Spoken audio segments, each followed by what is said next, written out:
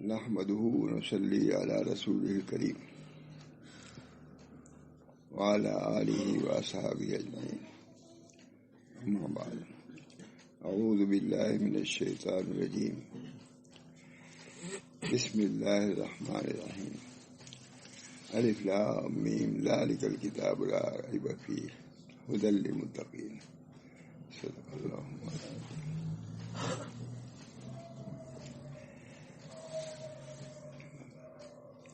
آج خیال ہوا اور شدت سے خیال ہوا کہ الحمدللہ بزرگوں کے واقعات، ان کے حالات، ان کی کیفیات، ان کے مجاہدات، ان کے ریاضات، ان کے انعامات اور کرامات کا بیان ہوتا رہا. ظاہر بات ہے کہ ہم لوگ بہت محظوظ بھی ہوئے، ہم کو بھی بہت خوشی ہوئی، آپ حضرات نے بھی پسند کیا.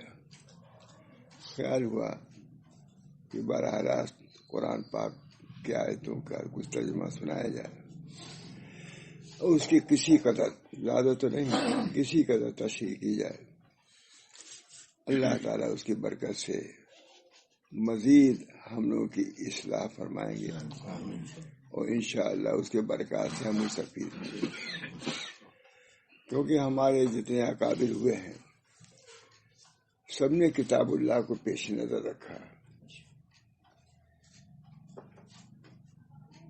ان کے اندر جو آیات ہیں جس میں امر ہے، نہیں ہے، حکم ہے، ممانعت ہے، تو اس کو بھی پیش نظر رکھا. انہوں نے اس پر عمل کیا. انہوں نے خود نبی اکرم صلی اللہ علیہ وسلم کے متعلق آتا ہے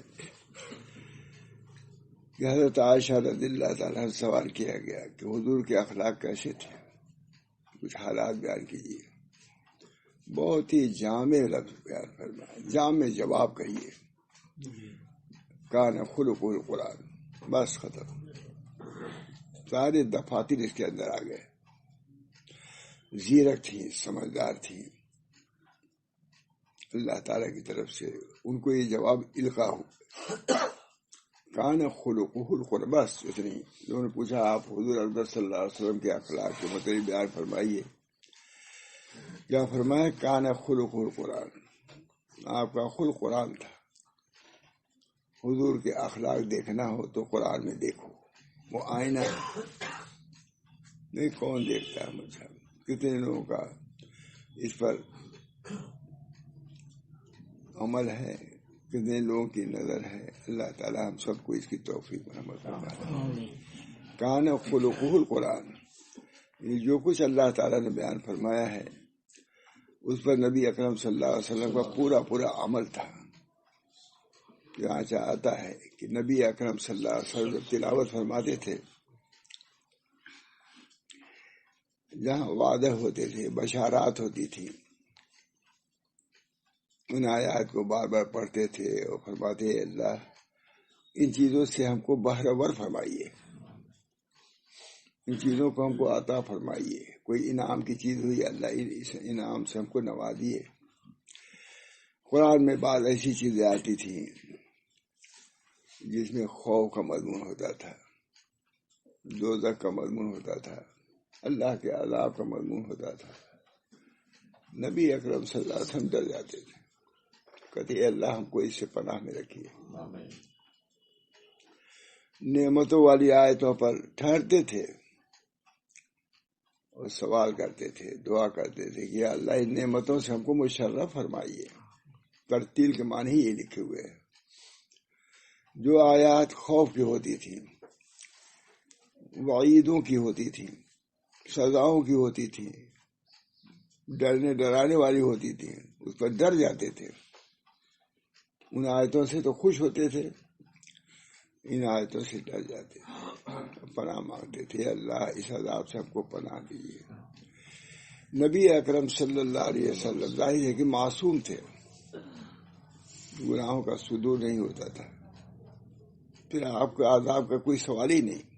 مگر نبی اکرم صلی اللہ علیہ وسلم یہ حال تھا، یہ مقام تھا کہ جب وعدہ والی آیتیں پڑھتے تھے تو اس سے متاثر ہو کر کہ ان چیزوں کا سوال فرماتے تھے، اور جو خوف والی آیتوں پر گزر ہوتا تھا تو اسے ڈر جاتے تھے، آنکھوں سے آنسو جاری ہو جاتے تھے، پناہ مانگتے تھے۔ حضور صلی اللہ علیہ وسلم کا کیا حال، سورج گرہن ہوتا تھا ڈر جاتے تھے، توبہ استغفار فرماتے تھے، بادل جب گزرتا تھا آیات ہی نہیں، بادل اس سے بھی ڈر جاتے تھے کہ اللہ اس بادل سے آپ بارش کی پانی برسائیے، رحمت والی، آگ نہ برسا دیجیے۔ جمعہ کے دن نبی اکرم صلی اللہ علیہ وسلم ڈرتے تھے، جبکہ خود آپ نے معلوم کتنی علامات بیان فرمائی ہیں قیامت کی، قرب قیامت کی علامات کتنی کتابیں بھری پڑی ہیں، مگر اللہ بادل دیکھتے تھے جمعہ کے دن ڈر جاتے تھے کہ یہی جمعہ نہ ہو جس میں قیامت آنے والی ہے۔ یہ طبعی چیزیں تھیں، یہ طبعی چیزیں تھیں، خود معلوم تھا، لیکن طبیعت کو کیا کہیے۔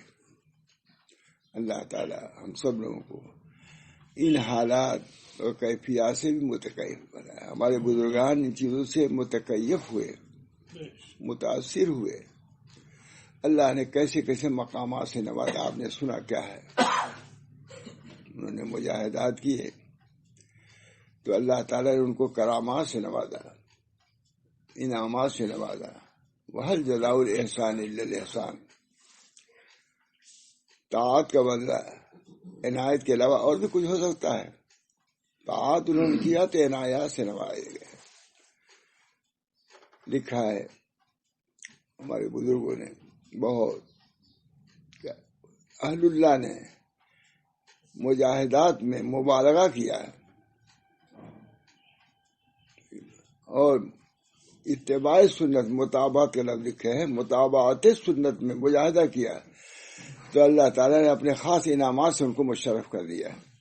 انہوں نے مجاہدات کیے، یہی نہیں وہ حالات ملے ہیں۔ آپ نے دیکھا جگر کباب ہو گیا، یہ غذا ملتی ہے جانا تیرے دیوانے کو، یہ غذا ملتی ہے جانا تیرے دیوانے کو۔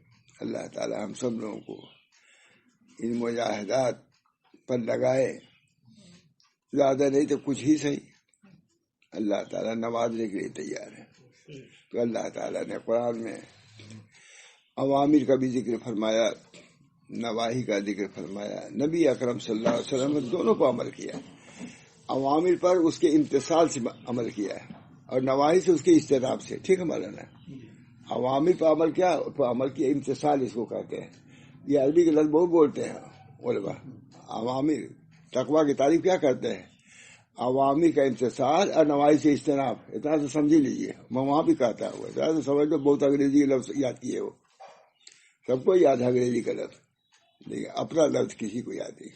قرآن کیا لفظ ہے سمجھ ہی نہیں آتا۔ ہمارے حضرت سے کسی نے کہا کہ حضرت بہت سی بات آپ کے سمجھ میں نہیں آتی آپ کی، تو فرمایا تمہاری بھی ہم کو سمجھ میں نہیں آتی، تم بھی اپنے الفاظ بولتے ہو انگریزی کے تو ہم نہیں سمجھ پاتے، ہم بھی ایسے بولیں گے جو تم کو سمجھ میں نہ آئے۔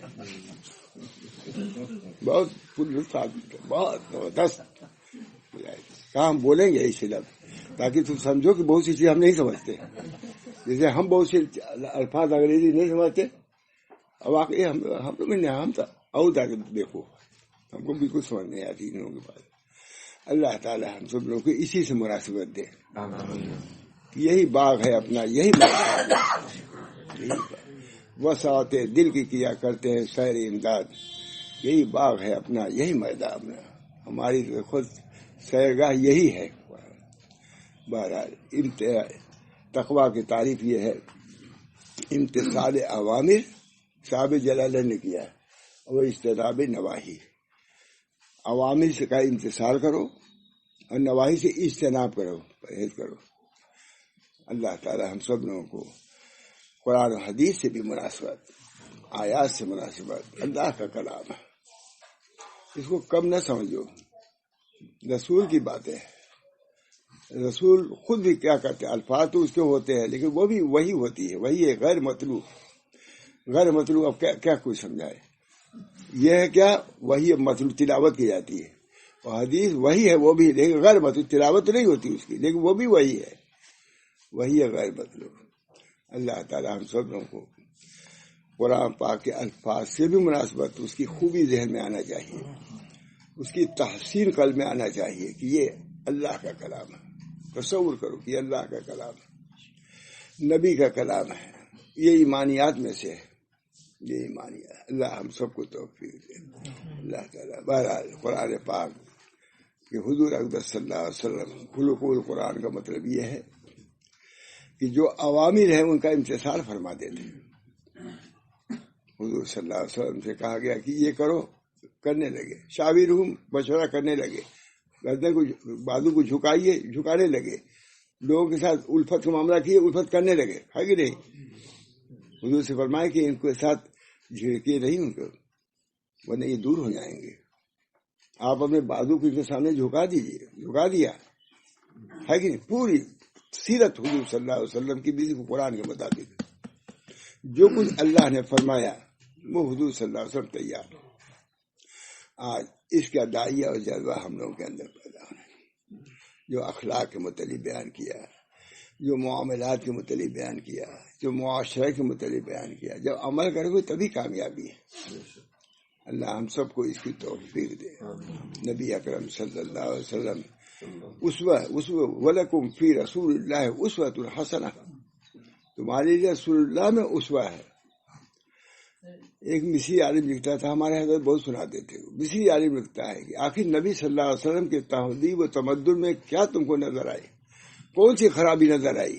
مصری عالم بہت زبردستی لکھنے والے بولنے والے ہوتے ہیں، بہت زبردست. زبان بھی ان کی عجیب سلیس ہوتی ہے. دریائے نیل کے پانی میں کچھ فصاحت و بلاغت ہے. زبردست بولتے ہیں. بیٹھے بیٹھے آدمی کو کھڑا کر دیں. میں تو سنا جو پہلی مرتبہ کیا. اللہ بہرحال مصری عالم لکھتا ہے اللہ علیہ. آخر نبی اکرم صلی اللہ علیہ وسلم کی سیرت میں، ان کے تہذیب میں، ان کے تمدن میں کون سی کمی آئی جو تم نے دوسروں کے تہذیب کو اختیار کر لیا؟ اللہ تعالیٰ نے نبی اکرم صلی اللہ علیہ وسلم کو نمونہ بنا کے بھیجا تھا، علمی اعتبار سے بھی اور عمل کے اعتبار سے بھی. اللہ تعالیٰ ہم سب لوگوں کو اس طریق پر چلنے کی توفیق. ہمارے حضرات بزرگان دین مشائخ نے اتباع کیا سنت کا، تو اللہ تعالیٰ نے نبی اکرم صلی اللہ علیہ وسلم کی باطنی نعمتوں میں سے ان کو نوازا. ظاہری سنتوں پر انہوں نے عمل کیا تو باطنی جو نعمت تھی ہمارے حضرات کو اس سے مشرف فرمایا. اللہ ہم سب کو توفیق دے. اس میں بیان کر رہا ہوں جو کہ کئی دن سے میں بیان کر رہا تھا، تو وہ لوگ اتباع سنت کرتے تھے. علامہ شارانی نے بہت عمدہ بات لکھا ہے، چونکہ انہوں نے اتباع سنت میں اتباع لفظ لکھا، مطابقت سنت میں انہوں نے مبالغہ کیا، تو اللہ تعالیٰ نے ان کو جزاؤں کے دینے میں بھی مبالغہ کیا، کرامات سے ان کو نواز دیا. اللہ تعالیٰ نے جس طرح عوامر اور نواہی بیان فرمائے ہیں، اس طرح قصہ بھی بیان فرمائے، قصے بھی بہت سے بیان فرمائے. یوسف علیہ السلام قصہ بتایا، موسیٰ علیہ السلام قصہ بیان فرمایا ہے کہ نہیں؟ کتنے واقعات ہیں ان قصوں میں، سب میں عبرت ہے، سب میں نصیحت ہے. ہمارے بزرگان دین ان قصوں سے بھی متاثر ہوتے ہیں، متعظ ہوتے ہیں. اب دیکھیے یہ لفظ آ گیا متاثر کی جگہ پر متعظ. یہ ہم لوگوں کی زبان ہے، یہ زبان ہے، یہ الگ سے کوئی تکلف نہیں. متعظ بعد میں بولتا ہے تو صحیح کرتا. دیکھیں اب یہی تو لفظ ہے آپ لوگوں کا. میں نے کہا یہ ہم چھوڑ نہیں سکتے، ہم زندگی بھر یہی لفظ بولتے آئے تھے، تمہارا لفظ اختیار کرے. اللہ تعالیٰ ہم سب بہت خوش بھی ہوتا ہے آپ لوگ بولتے ہیں. اللہ تعالیٰ ہم سب لوگوں کو اپنے رسول کی تعلیمات سے مناسبت پیدا فرمائے. تو اللہ تعالیٰ نے قصے بیان فرمائے، اللہ تعالیٰ نے قصے بیان کیے تاکہ ہم کو عبرت ہو، نصیحت ہو. انہی قصوں میں سے قارون کا قصہ بھی ہے، موسیٰ علیہ السلام کا قصہ. وہی سنانے کے زیادہ نہیں سناؤں گا، کبھی سناؤں گا. اللہ تعالیٰ نے قارون کو بے انتہا دولت دی تھی، بہت دولت دی تھی، وہی پورا واقعی ہے. لیکن اس دولت سے آپے بھی نہیں رہا. ہم لوگ بھی زبان میں کہیے بالکل پھولا نہ سمایا. لوگوں نے کہا بھائی اتنا نہ پھولو، لا تفرح، زیادہ خوش نہ ہو. کہا چلو ہم کو ہمارے علم کو ایسے ہی ملا، معلوم ہوا کہ اس زمانے میں بھی ایسے لوگ کیا نہیں ہیں، ایسے لوگ اپنی دولت کو اپنی کمائی سمجھتے ہیں، اور پھر جب لے لیتے ہیں تو روتے ہیں، آتے ہیں دوگے ہوئے۔ دوستو ان قصوں سے عبرت حاصل کرو۔ موسیٰ علیہ السلام اولو العزم پیغمبر، قارون انہی کے خاندان کا تھا، لیکن اللہ تعالیٰ نے اس کو دیا تھا۔ لوگوں نے کہا لا تفرح، زیادہ خوشی نہ مناؤ، پھولے نہ سماؤ، اللہ تعالیٰ نے جب تم کو یہ دولت دی ہے تو اس دولت کی قدر کرو۔ احسن کما احسن اللہ علیک، تم بھی احسان کرو جیسے اللہ تعالیٰ نے تم پر احسان کیا ہے، تم بھی احسان کرو۔ یہ آج بھی ایک قصہ یہ ہے کہ جن کو اللہ نے دولت دیا ہے تو ان کو بجائے فخر کے اور بجائے کبر کے اور بجائے غرور کے ان کو بھی کیا چاہیے، تواضع اختیار کرنا چاہیے۔ ملا کہ نہیں؟ یہ نصیحت ہم کو میری قارون کے واقعے سے، یہ نہیں کہ پڑھا اس نے، قارون اتنی کنجیاں اس کے پاس تھی کہ سواری پہ ڈال دی جاتی، اتنی کیا ہوا، غرور ہوا۔ اللہ کو کیا ہے، اللہ نے مٹا دیا اس کو، دھسا دیا اس کو۔ یہ عبرت کی جگہ ہے، نہ اپنے دولت پر، نہ اپنے منصب پر، نہ اپنی وزارت پر، نہ اپنی بادشاہت پر تکبر نہیں ہونا چاہیے۔ جب نے یہ اس کی سیکھ ہوا، کہتے ہیں، فرماتے ہیں وقت فیما آتاک اللہ الدار الآخرہ، کہتے ہیں اور جو کچھ اللہ نے تجھ کو دے رکھا ہے اس سے آخرت کے گھر کی تلاش کرو، اسی میں نہ رہو، اس سے بڑھ کے آخرت کا گھر ہے، وہاں کی تیاری کرو۔ حضرت یوسف علیہ السلام جب بادشاہ ہو گئے مصر کے، کیا دعا کی، فاطر السماوات والارض انت ولی فی الدنیا والآخرہ توفنی مسلما والحقنی بالصالحین۔ ہے کہ نہیں؟ حکومت پر ہے، مصر کی حکومت پر اللہ تعالیٰ نے عطا فرمائی، کیسے کیسے پاپڑ بیلے تب پہنچے وہاں تک۔ جب وہاں تک پہنچ گئے تو کہا اب اس کے بعد بھی ایک بڑی چیز ہے، وہ کیا، آخرت، اس کی تیاری میں لگ گئے۔ تیاری میں یوسف علیہ السلام کتنی مصیبتیں برداشت کی، جیل گئے، سب کچھ ہوا، لیکن جب مل گئی حکومت، سلطنت مل گئی، تو پھر اللہ یہ ابھی ہمارا آخری مقام نہیں ہے، آخری مقام آخرت ہے، وہاں جو ہے تو ایسا کامیابی ہے۔ الحمدللہ کیا دعا سفر کے بعد پڑھتے ہیں، الحمدللہ کیا سبحان الذی سخر لنا ھذا وما كنا له مقرنین وإنا إلی ربنا لمنقلبون۔ ایک مولوی صاحب سے کسی نے پوچھا کہ اس کا کیا جوڑ ہے، میں نے کہا تم لوگ اسی بات کرتے ہو، مجھے گجرات میں جوڑ سمجھ میں آ گیا، یہاں سے آپ بھی تھے، یہاں گئے، ابھی چل رہا ہے وہاں گئے، وہاں ہر جگہ دعا پڑھنی پڑتی تھی۔ میں نے کہا کہ یہ ذہن میں آیا، وہ لوگ چل گئے بولا، میں نے کہا یہاں یہ علم مجھ کو ملا کہ سفر سے اس دعا کا جوڑ ہے، وَإِنَّا إِلَىٰ رَبِّنَا لَمُنْقَلِبُونَ۔ اسی طرح یہاں سے ہوتے رہو گے، سورت سے گجرات سے احمد آباد سے بمبئی ہوتے رہو گے، لیکن ابھی تمہارا سفر تمام نہیں ہوگا جب تک کہ آخر وَإِنَّا إِلَىٰ رَبِّنَا لَمُنْقَلِبُونَ، یہ جوڑ ہے۔ ان سے آگے کہا مولوی صاحب سے، میں نے کہا یہ مجھ کو علم ملا ہے، اس سفر میں، اس دعا میں جوڑ ہے کہ یہ سفر تمہارا ہوتا رہے گا یہاں تک کہ آخرت تک پہنچ جاؤ، ہر جگہ آخرت کو یاد دلا حضور۔ الحمدللہ الذی احیانا بعد ما اماتنا والیہ النشور، یہ سونا جاگنا رہے گا یہاں تک کہ وہاں پہنچ جاؤ۔ ہے جوڑ ہوا کہ نہیں؟ کہ اسی دعا سے مجھ کو اس دعا کا جوڑ سمجھ میں آیا، الحمدللہ الذی احیانا بعد ما اماتنا والیہ النشور۔ لکھتے ہیں غالب لکھتے ہیں، زبردست لکھتے ہیں کہ ایک فاسق فاجی بھی یہ دعا پڑھتا ہے اور ایک سابقون جو آگے بڑھے ہوئے وہ بھی پڑھتے ہیں، لیکن دونوں کے پڑھنے میں زمین آسمان کا فرق ہے۔ الحمدللہ الذی احیانا بعد ما، اے اللہ تعالیٰ شکر ہے کہ ہم نے کہ آپ نے ہم کو زندگی عطا بخشی مرنے کے بعد، لیکن یہ بھی مرنا جینا تو رہے گا، سونا جاگنا رہے گا، مگر اصل نشور ہے وہاں کے ہم کو درست رکھیے۔ الحمدللہ الذی احیانا بعد ما اماتنا والیہ النشور، ادھر ہم کو جانا ہے، یہ سونا اور جاگنا یہ تو رہے گا ہمیشہ جب تک جائے، لیکن اصل ہمارا سونا وہاں ہے، تمام ہوگا وہاں پہ ختم۔ جو آ گیا زندہ دوزخ میں جنت میں بدلنا کچھ نہیں ہے. کیا بدلتا ہے؟ اسی طرح سفر میں بھی میں نے کہا، اسی سے نکالا میں نے سفر والی بات ہے کہ یہ سفر یہاں سے کہاں ابھی آئے تھے، وہ باڈولی گئے ہم لوگ، باڈولی وہاں گئے، ہمارے کسی جگہ جانا ہوتا تھا ہر جگہ دعا پڑھنی پڑتی تھی. تو میں نے کہا فوراً میرے ذہن میں آیا کہ یہ سفر تمہارا تمام نہیں ہوگا جب تک کہ وہاں کا سفر ہوگا. انا الی ربنا لمنقلبون، ہم رب کی طرف منقلب ہونے والے ہیں. وہاں سفر تمام ہوگا، جوڑ ہو گئی. وہاں تمام علماء کے سامنے میں نے بیان کیا. فوراً اللہ تعالیٰ بہت ماں عبداللہ کا بہت مست ہو گئے. کہا کہ اللہ علمی اعتبار سے بھی الحمدللہ.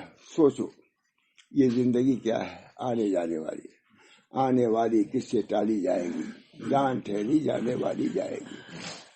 حقیقی مشہور آنے والی کی کوئی ٹال نہیں سکتا، موت کو ٹال نہیں سکتا. ابدی چیز ہے. لا تموتن الا وانتم مسلمون واعبد ربک حتی یاتیک یقین. اپنے رب کی عبادت کرتے رہو یہاں تک کہ یقین آ جائے. کیا جب موت آ جائے، یہی تفسیر کرتے ہیں. موت یقینی چیز ہے، اس بنا پر یقین کے لفظ سے اللہ تعالیٰ نے اس کی تعبیر فرمایا ہے. بہرحال اللہ تعالیٰ کے ہیں دوستوں، بزرگوں، قرآن میں سب کچھ ہے. ہمارے بزرگان اس سے عبرت حاصل کرتے ہیں، نصیحت حاصل کرتے ہیں، وہ ترقی کرتے ہیں. تو ایسے ایسے حالات سے نوازے جاتے ہیں جو سنایا ہے کئی مرتبہ. حال تاری ہو گیا. فرماتے ہیں وقت کہتے ہیں ولا تنسا، کیا عمدہ، ولا تنسا نصیبک من الدنیا واحسن، اور واحسن کما احسن اللہ الیک. جیسے اللہ نے تم کو خزانے دیے، مال کے خزانے دیے جس کی کوئی انتہا نہیں ہے. سمجھانے والوں نے سمجھایا، سمجھانے والوں نے سمجھایا. کیا احسن، جس طرح اللہ نے تجھ پہ احسان کیا تو بھی احسان کیا کر. حضرت صالح بھی ہوتے ہیں، مربی ہوتے ہیں، صحیح بات کا مشورہ بھی دیتے ہیں. دیا اس کو مشورہ، لیکن مانا نہیں. کیا ہوا؟ واحسن کما احسن اللہ الیک ولا تبغ الفساد فی الارض ان اللہ لا یحب المفسدین. اور فساد کو نہ چاہو، فساد نہ بچاؤ. تم کو اللہ نے مال دولت دیا ہے تو اپنے آپے میں رہو، تواضع اختیار کرو. اللہ نے احسان کیا تم پر تو خلق خدا پہ احسان کرو. الخلق عیال اللہ، ان کی نگرانی رکھو، ان کی حفاظت کرو. حدیث میں آتا ہے نبی اکرم صلی اللہ علیہ وسلم نے ارشاد فرمایا، کیا تعلیم ہے. کہتے ہیں کہ جو شخص دنیا کی قربتوں میں سے کوئی قربت کسی کی دور کرے گا، حضرت من طرف ہے، جو دنیا کی قربت، یہ مصیبت کو کوئی شخص دور کرے گا تو اللہ تعالیٰ آخرت کی قربت کو دور فرمائیں گے. یہ وہی نصیحت فرمائی ہے کہ تم اگر صاحب حیثیت ہو، کسی پاس کپڑا نہیں، کپڑا دے دو. بھوکا اس کی بھوک کو کر دو. علاج کرنا چاہتے علاج کرا دو. یہی تو قربتیں ہیں. جو تم تھوڑی سی قربت کو دنیا دور کرو گے تو اللہ تعالیٰ بڑی قربت، دیکھیے قربت تنوین ہے، چھوٹی سی قربت اگر دور کرو گے تو تمہاری بڑی قربت کو اللہ دور کر دے گا. یہ میں کہہ رہا تنوین کی بات ہے. من بہت چھوٹی سی قربت کیا ہے، 5 روپے میں ختم ہو جاتی ہے. ہم چونکہ گزر چکے ہیں سے مصیبتوں سے. کوئی آ کے کہتا ہے مجھ سے کہ ہمارے بھائی کو قربت، ارے وہ کینسر ہو گیا، میں ضرور دیتا ہوں کیونکہ ہم گزر چکے ہیں اس سے. کتنا روپیہ خرچ ہوتا ہے کوئی جانتا نہیں، لاکھ روپے کوئی بات ہی نہیں ہے.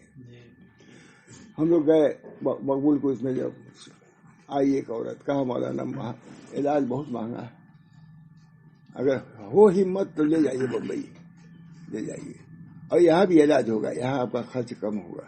اور ایک بات اور کہا اس نے کہ بمبئی جائیے گا تو کوئی پوچھنے والا نہیں ملے گا، یہاں تو کم سے کم جگہ تو مل جاتی ہے رہنے ٹھکرے کی. مجھے سمجھ میں آ گیا، میں علاج پورا کیا، اللہ کا شکر ہے. تو مجھے بہت یاد آتا ہے، ضرور دے دیتا ہوں. اللہ تعالیٰ ہم سب لوگوں کو ان چیزوں سے بھی عبرت حاصل کرنے کی توفیق مرحمت ہوتا ہے. کتنی پریشانیوں میں ہوتا ہے، کتنی الجھن، سب گزرنا ہوا ہم لوگ. فرماتے ہیں ولا واحسن کما احسن اللہ علیک ولا تبغ الفساد، فساد نہ کرو. ان اللہ لا یحب المفسدین، اللہ مفسدین کو پسند نہیں کرتا. تو حضور صلی اللہ علیہ وسلم نے تنبیہ فرمائی کہ اگر تم قربت کو دور کرو گے تمہاری قربت کو اللہ دور فرمائے گا. اس بنا پر اس چیز کو اس قصے سے معلوم ہوا کہ اس قصے سے عبرت یہ حاصل کرو کہ مال و دولت اگر ہو تو اس کی قدر کرو اور اس کو ایسی جگہ پر خرچ کرو جو تمہارے آخرت میں نافع ہو. تھوڑی سی برداشت کرو، اللہ تمہاری بڑی قربت کو دور فرمائے گا. یہیں پر صاحب مرقات نے لکھا ہے، یہ دنیا کی قربت کہہ رہے ہیں. اگر کوئی شخص آخرت کی قربت ہی دنیا میں دور کر دے تو اس کی کتنی بڑی قربت آخرت میں دور ہوگی. تو مشائخ یہی کرتے ہیں. وساوس کی قربت میں آدمی موجود ہے، شکوک کی قربت میں موجود ہے، ایمان میں تزلزل نہیں آ رہا ہے، اس قربت کو دور کرو گے تو اللہ تمہاری بہت بڑی قربت کو آخرت میں. مشائخ بھی قربتی کو دور کرتے ہیں. دن بھر کیا ہوتا ہے، مولانا وسوسہ آ رہا ہے، مولانا نماز میں جی نہیں لگتا ہے، مولانا یہ چاہتے، یہی تو کہتے ہیں. دن بھر کیا ہم لوگ یہی سنتے رہتے ہیں. انہی کا علاج بتلاتے ہیں.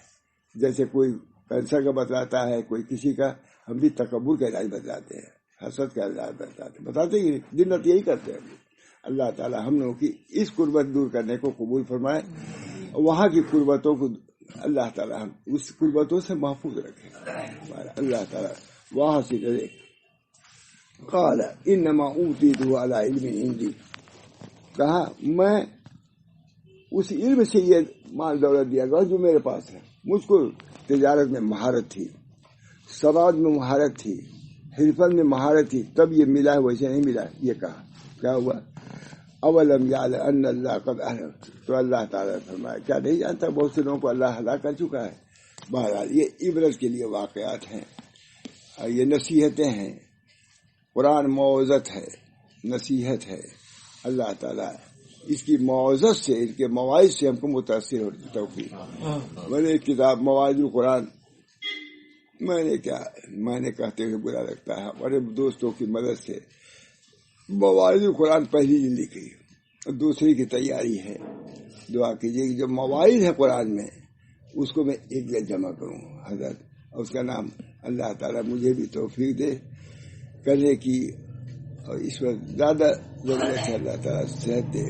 کچھ پریشانیاں ہیں، اللہ تعالیٰ وہ پریشانیوں کو دور کرے، الجھنیں ہیں دور فرمائے. بھارت اس کا علاج بھی یہی ہے. اس میں اشتغال، اس میں مشغولیت بہت بڑی بات ہے. تو میں یہ کہہ رہا تھا کہ نبی اکرم صلی اللہ علیہ وسلم کان خلق القرآن میں جیسے عوامر پر عمل کیا، نواہی پر عمل کیا، اسی طرح نبی تو نبی، ہر ولی بھی ان قصوں سے متعید ہوتا ہے. جو آگے آ رہا ہے، بہت واقعہ طویل ہو جائے گا. اس بنا پر میں ختم کرتا ہوں.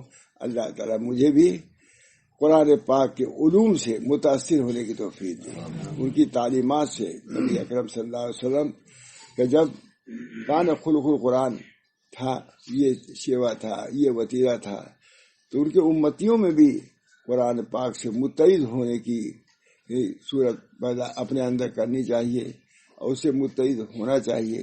اللہ مجھے بھی توفیق دے، آپ حضرات کو بھی. وآخر دعوانا الحمدللہ رب العالمین. کل انشاءاللہ پورا واقعہ بیان کروں گا. یہ توحید اور توقیہ کی طور پر تھا، انشاءاللہ واقعہ بیان کروں گا اور اسی پر سورہ ختم کروں گا. بس کرتا ہوں، دعا کیجیے. اللہم صلی اللہم صلی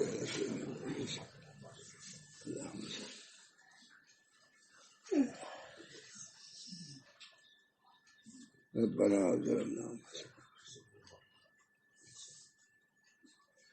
اللہ تعالیٰ ہم سب لوگوں کو قرآنی تعلیمات پر، ان کے مواعظ پر، ان کی نصیحتوں پر عمل کرنے کی توفیق فرمائے. اور نبی اکرم صلی اللہ علیہ وسلم نے جو اس کی تشریح فرمائی ہے، جو اس پر عمل کیا ہے، اس عمل کے کرنے کے بھی، اس کی مطابقت کے بھی ہم سب لوگوں کو توفیق فرمائے. اللہ تعالیٰ اس کے برکات سے، قرآن پاک کی برکات سے اور حدیث پاک کے برکات سے، بزرگوں کی تعلیمات سے جو باتیں نکلتی ہیں، اللہ ہم سب کو اس سے متصف فرمائے اور پر عمل کرنے کی توفیق فرمائے. وآخر دعوانا الحمدللہ رب العالمین.